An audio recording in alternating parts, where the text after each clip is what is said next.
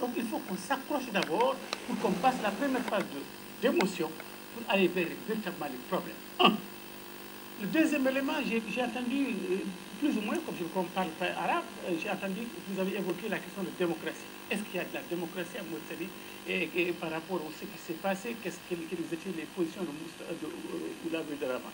D'abord, par rapport à la démocratie, j'estime que pour qu'il y ait démocratie, il faut qu'il y ait l'état de citoyenneté. La démocratie commence par la citoyenneté. Il faut d'abord qu'on ait les mêmes droits, qu'on puisse avoir les mêmes possibilités de voter.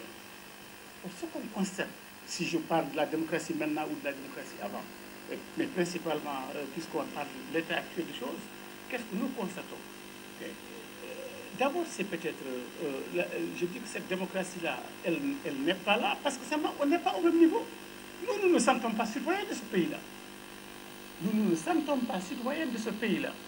Et pour ce faire, nous ne pouvons pas être au même niveau que vous autres. Ça, c'est le premier élément. Le deuxième élément, pour aller faire la démocratie, il faut que j'ai la possibilité d'aller voter.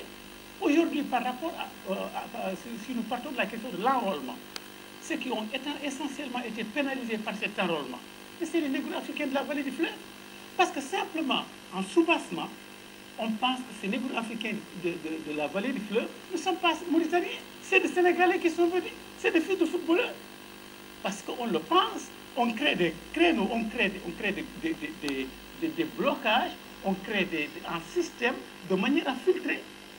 L'immense majorité des gens ne sont pas recensés. Donc, au niveau de la vallée du fleuve. Si on veut dire, exprimez-vous et choisissez vos leaders, et on ne vous donne pas la possibilité de jeter, d'abord de vous inscrire pour pouvoir jeter votre vote, comment peut-on parler de démocratie? Troisième élément, la question de l'esclavage. Quelqu'un qui se sent maître et l'autre qui se sent esclave, comment pouvez-vous dans ces conditions parler de démocratie quand il y a cette inégalité de facto, cette inégalité entre les hommes? Ça, c'est le deuxième.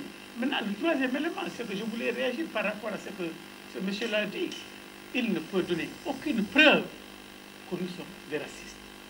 C'est de la démagogie, c'est ces éléments du MND qui disent voilà, les négro-africains sont racistes, il y a des arabes racistes, il y a des négro-africains racistes. C'est renvoyer les choses dos à dos pour se positionner. C'est de la démagogie. Nous n'avons jamais dit dans ce pays-là que les arabo-berbères ne sont pas de ce pays-là. Jamais.